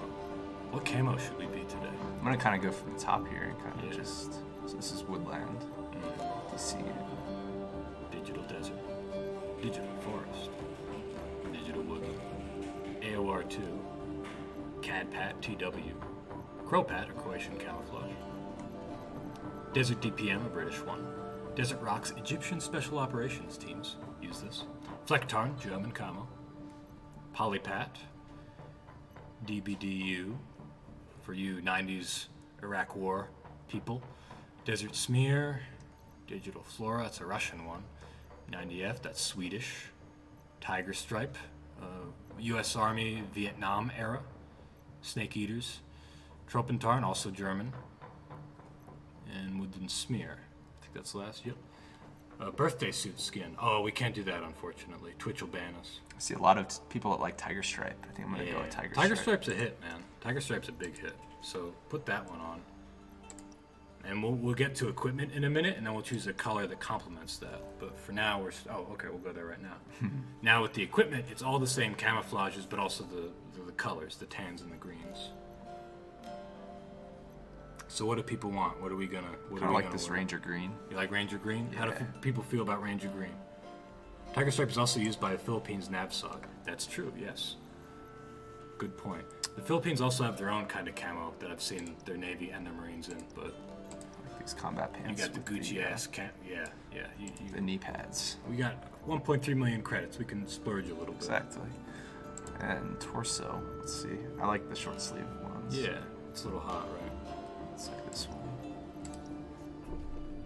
Maybe I'll get a tattoo on there. Yeah, get a tattoo. Get some ink. I think left arm is one you see in game. Yes. Hey Mikey, are the ninjas supposed to go invisible during frenzy mode? Well, the people who dress in white, those are teleporters. They're called jumpers. And yes, they do go invisible, but then they reappear. If it's literally like an invisible character, that sounds like a bug. That might be an issue. You guys adding different styles of chest rigs. I know this is a bit of a big thing as far as character art production goes, and we also want to maintain character silhouette, which the backpacks and vests are a very important part of, especially when you're trying to distinguish whether someone's on a different team. It's very important. So, no, we don't have any plans for that for now. We do have plans for different new cosmetics and colors, etc. So what do we want to do with our Insurgent?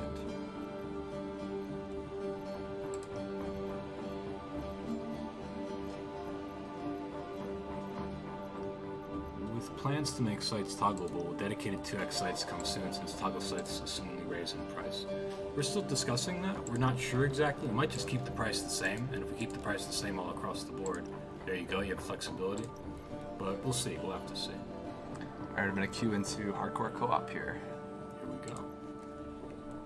Oh, have you played this before? Do you want to play the tutorial? I think I've played this before. Okay. Why? Oh, that's a bug. Yeah. You didn't see that. Nothing happened. The game's great. Go play now. 30% off. Buy now. No bugs. 0 bugs. You heard it here. Battle Royale plans? Oh, that's a good question. It's something we don't have any plans for that. It's always such a contentious issue when people bring it up. As of right now, we don't have any plans for that. We're open to people making that suggestion, but just know that we want to focus on our experience and like Jeremy was saying earlier, like what makes our experience unique too, and giving players the stuff that they're already playing the game for, and just improving that. Bring back team filters for hardcore co-op. Yeah, as you guys might know, before this update, we had hardcore checkpoint as hardcore checkpoint security and hardcore checkpoint insurgents in the match preferences, but we really wanted to feature during the free weekend the fact that we had like a dedicated hardcore co-op experience. We wanted to see what people thought of that. It's possible we could go back to the way it was before, but we'll have to discuss it as far as where we want hardcore checkpoint to live, so to speak, with these updates. Bear in mind, you can always go to a community server that now has XP gain and get what you want. So what kind of loadout are you getting here? You got an MP5? So I went with the Breacher. I didn't really have much of a choice, but I'm going with some CQB type loadout, although I am gearing up with some heavy armor, so I'm going to take it slow. This is something I've always noticed about you, even in the original Insurgency. You loved the MP5K with the 2x scope. So Yeah. here you are with a longer MP5 with a 2x scope again. Yeah, it's true. I do enjoy that that ability to see a bit further away. Oh, you got the toggle crouch. I do, yeah, but you can change that if you like. It's no problem. I may need to just to. Yeah, stay with it. We also have the toggle sprint. Let me just adjust it really quick. Got a question here. Hey guys, by any chance do you think you guys will add buyable credits for customization options? One thing we have discussed, and we've talked about it before on stream and in interviews, is to allow players the option, the totally optional option, to buy appearance credits with real life money if they want, instead of playing the game and actually unlocking stuff. Again, there wouldn't be any sort of paywall, it wouldn't be a separate credit. You would literally just buy the credits with real money, and you would get access to the same stuff that anybody would have otherwise, right? So that's something we are considering doing. We are doing this because we feel like we want to allow players a shortcut if they want to, if they're interested in that, and also for the reason that we want to make sure, we can fund Sandstorm's development. You're supporting us in our that's a friend. You're supporting us in our development whenever you buy something from our game, right? But if we allow this other second option, you can support us even more, in a way that doesn't give you an advantage or anything. It's just a shortcut to make yourself look prettier, and that's okay in our eyes. But it's something we're thinking about for later on down the line.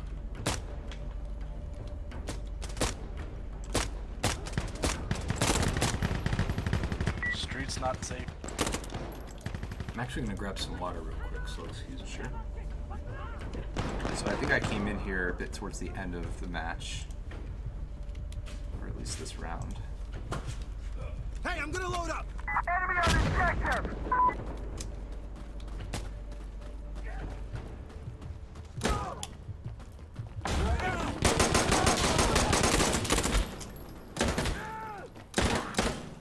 Loading! Loading! I'm low on ammo! Where is it? Where's G?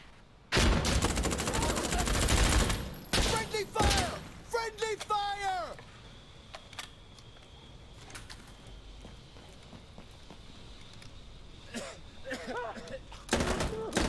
It says they're here up somewhere. We're done. That was freaking intense. I'm badly wounded.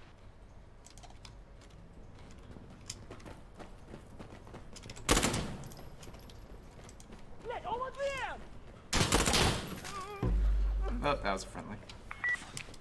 Sorry, an enemy.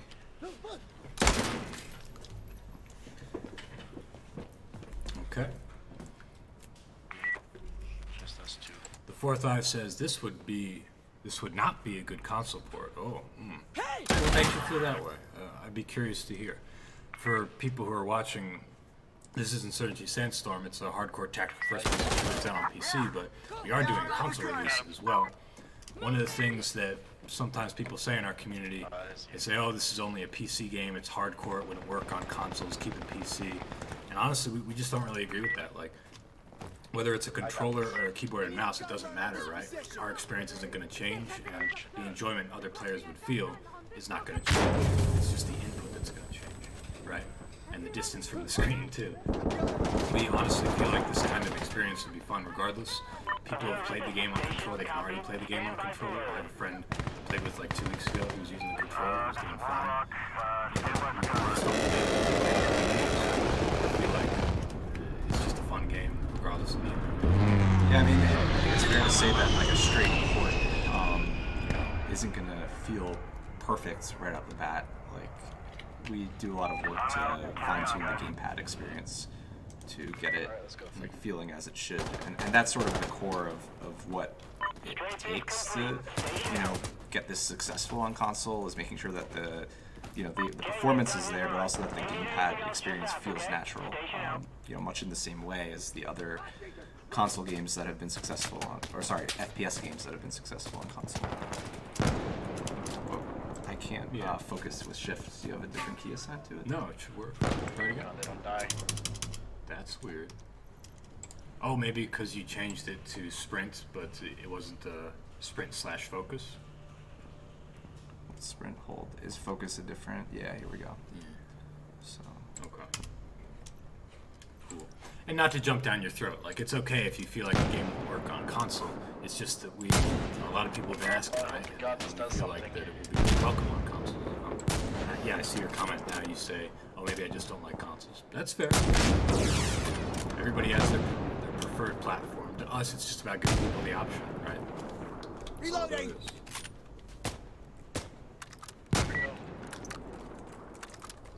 I need to reload! What do you guys think about a pistol ammo pouch as an accessory? So you sacrifice the gas mask for extra ammo. I loved going full John Wick in Insurgency source, but you don't get a lot of pistol ammo in Sandstorm. Well, I don't know if you've seen the new movies, but he gets plenty of fucking killing done with all kinds of different weapons. But I get what you mean.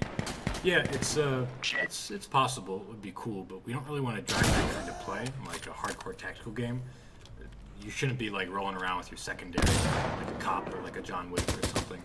You're supposed to be using your primary, and that's the way we balance the loadouts and the supply points. And nice. And there's that rolling around. Fun fact: if you do shoot them when they're rolling around on the ground, you do stop them from rolling around. Goddamn piece of shit!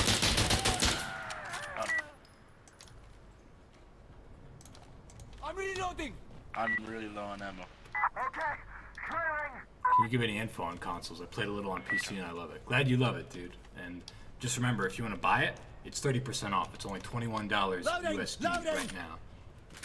Co-op modes, PvP modes, all kinds of post-release free content to come this year and next year. New weapons, new maps, new game modes, new character cosmetics, all that good shit will be yours when you buy the game once. It's just owned by you. So, we'd welcome you to our community. As for the console version, we don't have any announcements, unfortunately, but we can say we're planning on releasing it for Xbox One and PS4. And we'll announce for you more details I got the fucking when they answer are already. I'm stuck with this shit. announceable. So when do we get that QBZ scope? That is coming. I think that's coming in the next update. I'd get on the floor if I were you. Those bombs gonna kill us. The next hotfix we do.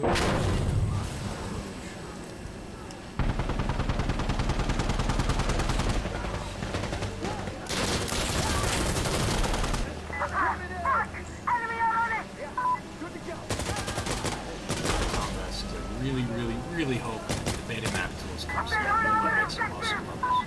Oh yeah, man, trust us. We really want that too. Definitely.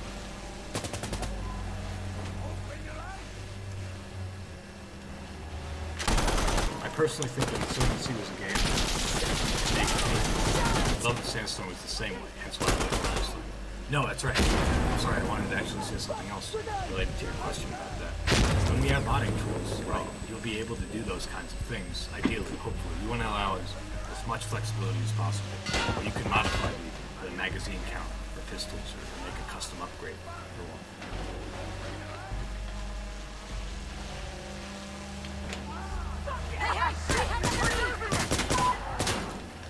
I know we're not supposed to talk about it, but can you re-add the 1X scope that takes 95% of the screen up for the G36K?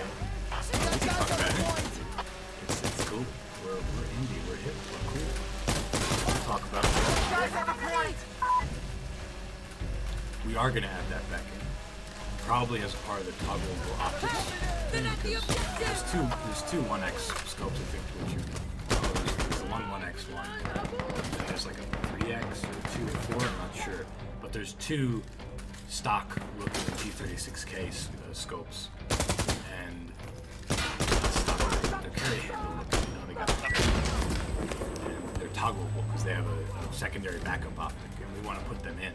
We didn't put them in because they weren't useful, because they just obstructed so much of the view. But we can treat them and also make it toggleable so and it distinguishes the G36. Enemy are on it! Bugging out weapons, right? Yeah, there's some weapons bugging out. That's also you'll never see any sort of weird things like weapons is hovering in midair in a doorway or in a door. That's not the kind of game we are. As we all know, there's still some. There are still some bugs in the game, which you will see. Yes, we're working to fix those things. This is something that we are aware of, and it's just a tricky thing with the way doors work.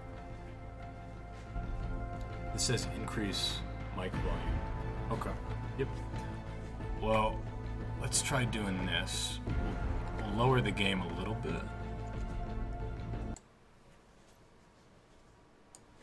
Okay. So the game's been lowered. I'm going to turn up the microphone. I don't know if my game audio is connected to the game audio for everyone else, but it was pretty low before already. Okay. Should be alright.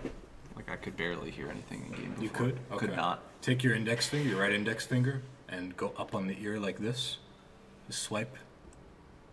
You gotta swipe here. Which It's like side? this. Just on that side. There you go. There you go. There you go. Thank you. So that should be higher. I know it's a weird headset, but it's a cool headset. So how do we sound better? You should be hearing us okay. We're a little louder. The game's a little quieter. Please let us know. Getting a lot of requests to turn off motion blur. Well, that's from one guy whose name okay. is You Have Motion Blur On. So Should we take him seriously? I don't know. he's quite committed with the name, so I want to honor that. But at the same time, I don't know. I feel like we're entitled to have motion blur on. Or how do other people feel about motion blur? Yeah, kind of curious. Yeah, let's get everybody's opinions. I'm getting some.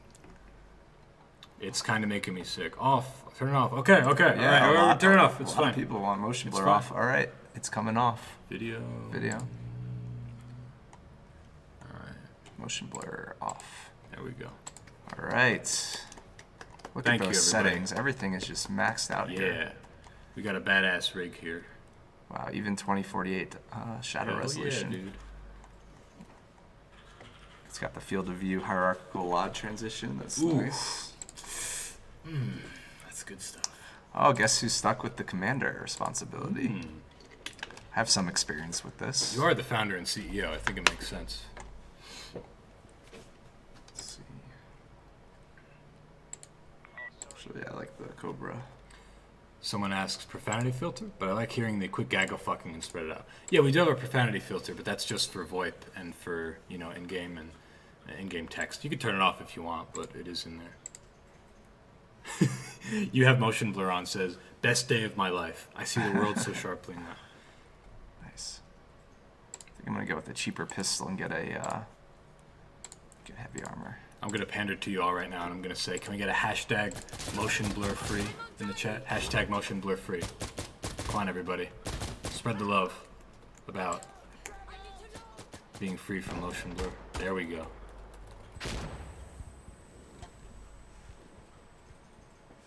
There they are. Oh, okay. Someone says at motion blur free. All right. Well, now there's your new Twitch account name if you want. How's the audio? Audio should be good. Please let us know if there's any issues. I can hear now. Cool. Hashtag shitballs. Doesn't quite have the same ring to it, I feel like. Maybe I should call some fire support. Where's the radio guy?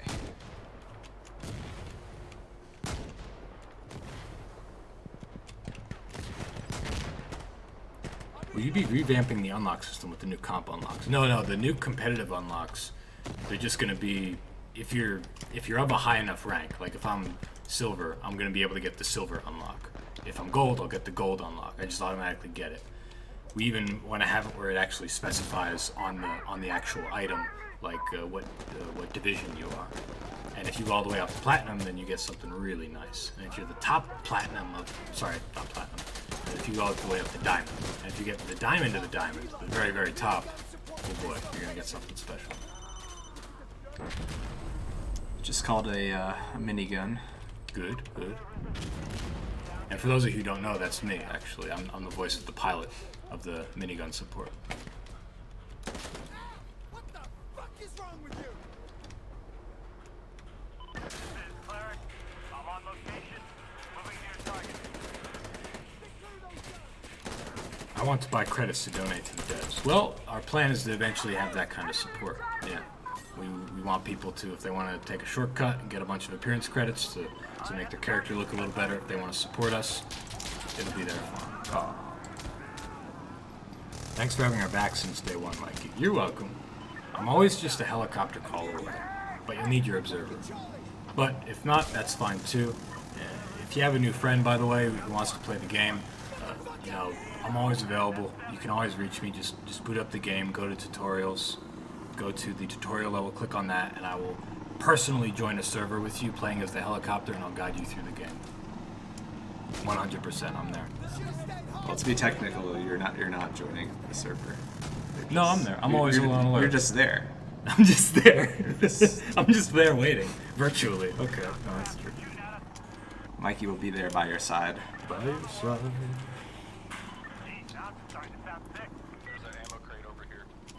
Hi, Tom Bass says, I enjoy shooting you down as an insurgent. Whoa. Big guy over here. Big guy shoots down helicopters. Ooh.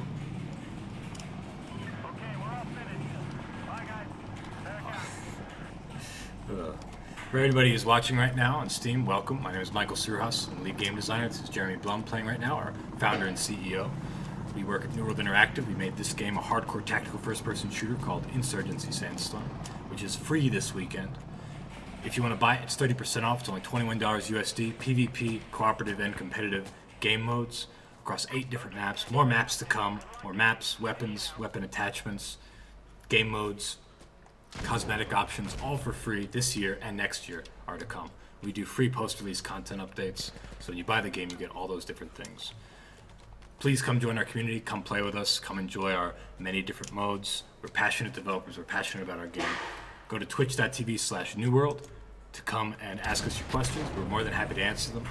We try to be very transparent about our development, and once again, we'd welcome to have you in our community. How did you guys get such great firearm ballistic audio? Mark Winter, our sound designer, is just brilliant. You know, he's just one of those people who's just super talented, and man, he's just done such an awesome job with the audio, and he really can't get enough praise. I hope he's watching now. He's very modest every time people compliment the audio, but it really was just him. I myself wrote all the voiceover and dialogue in the game, and I directed the actors, and that's a part of it too. But Mark really he brought everything together, and he just did an awesome job. Are any of you guys vets? Yeah, I think we have a few vets on the team. Marksman says, I'm an Inst 2 vet. I guess, anyway. 1,500 plus counts. Since the last 2 updates, hit reg has been horrible. Ooh. When are you guys planning on addressing this? Well, we did improve it recently. We made some changes as far as the client side versus server side. Oh, damn. You want to put him out of his misery? Oh, hold on. No time. Oh, crap. Oh, God. That's my bad.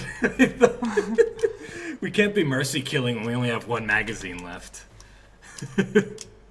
Oh, no. Oh, shit. I think you got him. Nice.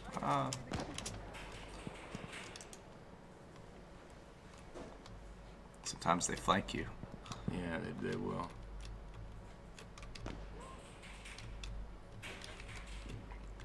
Great game, just been frustrating since the last 2 updates. Is perfect prior. Yeah, and look, like as far as the hit registration goes, we do feel like we fixed it or at least made it better. But if you're still having issues, please, please, please report it to us. Tell us. Record video of it, explain to us the best steps to reproduce it, and post it on the forums or email us, support@newworldinteractive.com. We will look at it. It's important for us to get those reports, and we need you to help us in order to find those issues. We run QA and everything, of course, but the fastest way to do it is to have it be reported to us and explained in a way that is reproducible.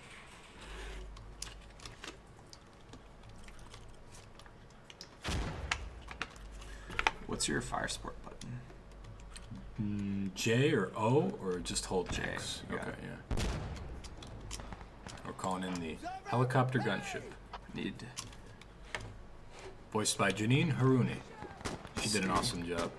And she does stand-up comedy in the UK. So she's a stand-up comedian slash gunship helicopter gunship pilot.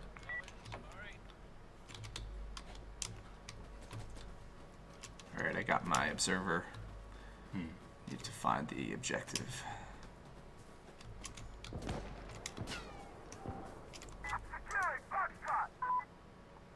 Let's get a gunship at this target. Station, this is observer. We need the gunship over here. Send the Did you call it? Did it Yep. work? Nice. Okay. Got a perfect. gunship on the way. On that green marker. What role do you feel air support will have going forward as more indoor maps such as Ministry are added? Will different types be considered that are meant to deal with close quarters? No, we'd rather focus our resources on not new fire support options, but just all the other kind of new content we've been talking about. The reality is in interior maps, like, there's not going to be a lot of kinds of air support and fire support you can do, because fire support and air support sort of by definition comes from like somewhere else, right? It's supported fire that's going to be approaching you somehow. And we could make some interesting other options, I guess, like a ground UAV or like AI backup or something, but it'd be a bit much. And honestly, we like the idea that when you play an interior map like Ministry, you can't rely on your air support. You can't rely on your artillery fire support. Can you explain the upcoming Frontline build? Absolutely. The way Frontline is going to work when it releases later in 2019 is similar to Push. It's tug of war based. Oh no! Gunship went down. No! She's dead. What shot her down? Fuck. You're slaying him with that bolt action, dude. Yeah, I like bolt actions. It's one of the things that really excited me when we worked on Day of Infamy. Yeah. Our World War II shooter, which is also on Steam if you want to look it up. If you're a World War II fan, you'll love David.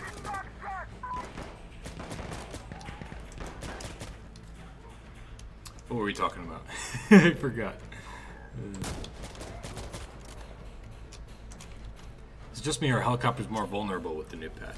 But we actually increased their health. So maybe if you can be more specific as to how they're vulnerable, we could look into that for sure. Is it in co-op? Is it in versus? Post on the forums, post on Reddit.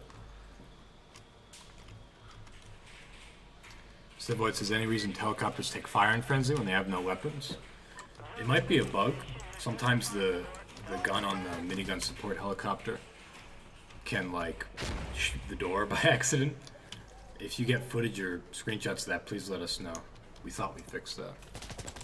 Sorry, Frontline. We were talking about Frontline. So it's a tug of war style. So one team starts over here, one team starts over here, and you have to capture one objective at a time, right? And one active objective is here, so you're always in this kind of tug of war mode where like you get pushed back all the way back to your last objective, which is a weapon cache. And if the enemy team destroys your weapon cache, you lose. But if you push them back, you get to their weapon cache, and you blow theirs up, and then you win. And it can go back and forth, really. So it's kind of like an ongoing battle. It's kind of like a two-way push. Yeah, pretty much. Push is one of our other versus modes.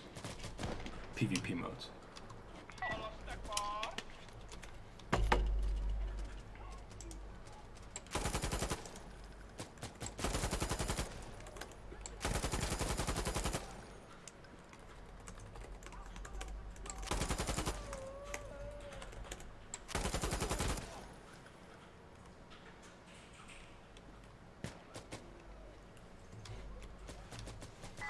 You ever plan on making a prequel to Day of Infamy?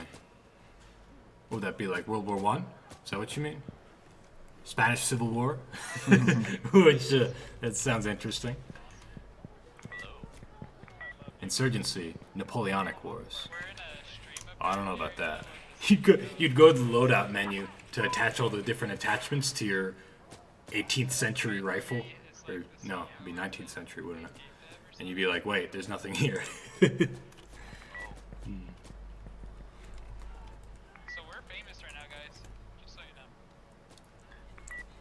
I think the people in the game are onto me.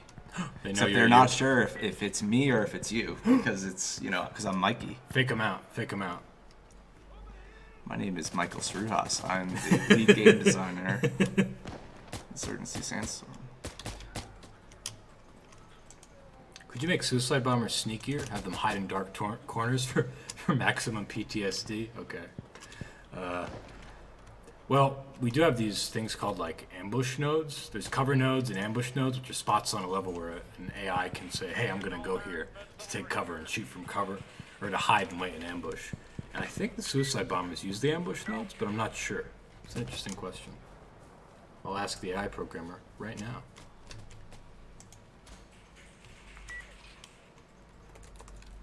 Are they gonna add the E-cannon in the next update? That was just a water bottle.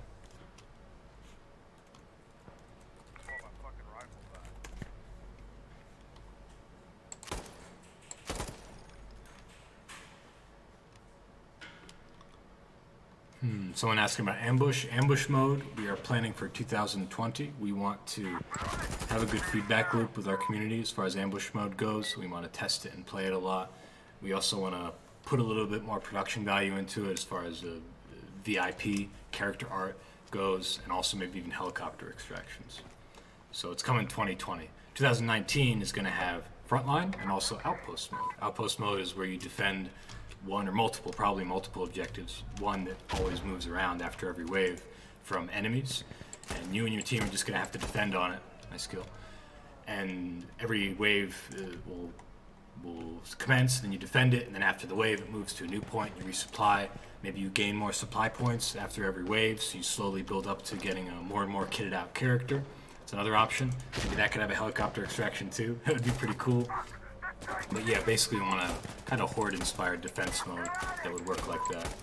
And it's going to be playable in hardcore, of course, because everything will be playable in hardcore, but also Frenzy. So you can play Frenzy Outpost. Maybe you could even play Frenzy Hardcore Outpost. It's possible. Any plans for a Mac OS version? Yes, we do plan to do a Mac version. You guys have the AD94 and maybe an AUG, please. This is a question we got in the beginning. If you have any weapon suggestions, please feel free to put them on the forums. We get a lot of weapon suggestions, and it's kind of hard to find out which ones are the most desired, because everybody wants something different. There's a lot of cool guns we could add. So I think what's really best is to post on the forums and just say, hey, here's some ideas that I have for cool new weapons. What do you guys think? And start the discussion with other community members. No.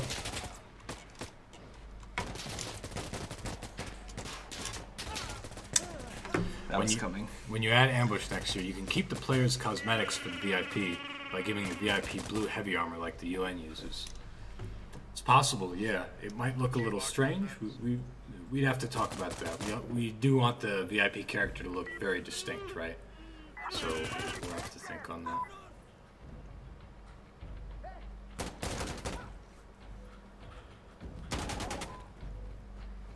Moondog says, from a streamer perspective, one thing that has been an issue is player usernames being overtly offensive and racist. Stuff shows up on Killcom feed, end of match, etc. I feel like it needs to be addressed.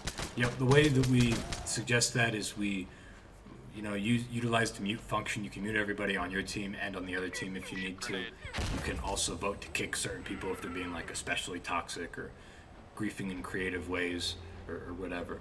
A player reporting system is something we have discussed before, but we'd have to discuss more as far as how it would work with a team of our size. But yeah, it is something that we do understand. We've heard that from multiple people. We take that seriously. We just need to figure out a way that would work, basically. Oh, we're in trouble. Last man on the last objective. Uh-oh. Is he on the objective? No, he's on he's the not. objective. He's not Get even on on the it. objective. Get on it. Let's talk. I don't think Talk he. button. Get on it. Wait, he can't hear. He can't hear. Can he? Oh, he's on. He's now on. There he he's is. Yeah. Okay. Okay. He gets it. He knows. I hope. It's a good spot. Yeah. Oh, he's clear? Okay, so there's only one guy. No. Are we gonna win? Are we gonna win? Oh, are we gonna waste that's our a lot ammunition? of Oh my them. goodness. Oh my goodness. No. Oh. Did he die? Nice try. He died. Okay. Well, we've that was only smart. lost once, so Yeah. we got another shot. That's true. Let's see what happens this time. Didn't NWI hire the modder who made Underhell and Nightmare House 2?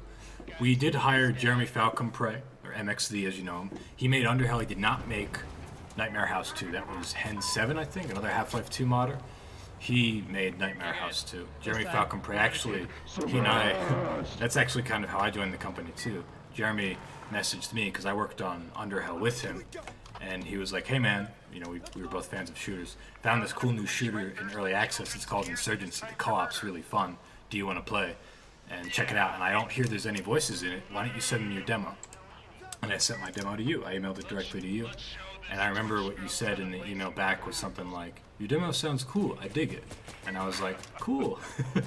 And then we talked and I was asked to do everybody in the game, to do all the voices and all the writing too.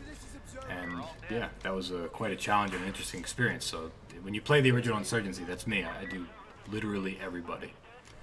Not literally like what the new meaning of literally is, where it just means figuratively. I mean, every single voice in the game is me, except for 1 or 2 cameos from, well, there's their background radio chatter, and there's a character in the tutorial who's not me. But otherwise, yeah. Jeremy, Falcon Prey, MXZ, who worked on Underhell, he is still with us, of course. He does technical design, he does level design, he does a bunch of different technical stuff, and he is our project lead. And he actually gave a talk at Unreal Fest in Germany a couple months ago, I think. So look that up if you want. Kara, maybe you can get a link. Check out Jeremy's presentation. Pegleg says, it's 3 a.m. here, time to go to bed. Thanks for the great stream, guys. Thank you for coming out, dude. Take care, and come by tomorrow, 5 p.m. Pacific Standard Time. We're doing another stream. Whoop! Oh, I think we're just out of time. Hold on. It is 6:01. Okay, yeah. I'm getting a note here. I'd finish out the... Yeah. We'll finish out the round, all right? And then Sure, it might take a while. No, it's okay. It's cool. It's cool. I'll double check with... I'm speaking on the computer with our other guy. For people who are watching right now, you can come to twitch.tv/newworld, ask your final questions. Game is 30% off, $21 USD. PvP co-op modes, hardcore tactical shooter. It's free this weekend, or you can buy for 21 bucks. Oh, I'm told this guy says he meant the last round. Okay, let me ask him, should we go now? Should we go now? Where can I send you my voice acting demos? It would be my dream. Please send us your voiceover demos to info@newworldinteractive.com. You can CC me, Michael at newworldinteractive.com. I'll take a listen as well. We typically work with people that work with agencies, but we'll still be happy to keep your stuff on file. Any chance you guys will ever do a tactical realism single multiplayer game? I feel like it would be so awesome. As I coyly implied earlier, we have more stuff coming. Yeah, okay, it's done. More stuff coming in the future. Once again, guys, thank you so much for coming out. We're going to do another live stream tomorrow, 5 p.m. PST. We'd love to have you answer more questions and everything, but it is time for us to go. One last thing here. How do I transition? We're doing a big live stream event with the Black Site group. There's lots of different streamers that are going to be playing 24/7 throughout the free weekend, so please stick around and check out Batty's stream. Batty's going to be playing, another Twitch streamer. Nice speed reload, Jeremy. Really enjoyed it. Thank you so much, everybody, for watching us. Thank you. And it's been fun. Yeah, honestly, come back tomorrow at 5 p.m. Pacific time. We're going to be doing more. Let me just, excuse me, go for the transition. We'll see you all later.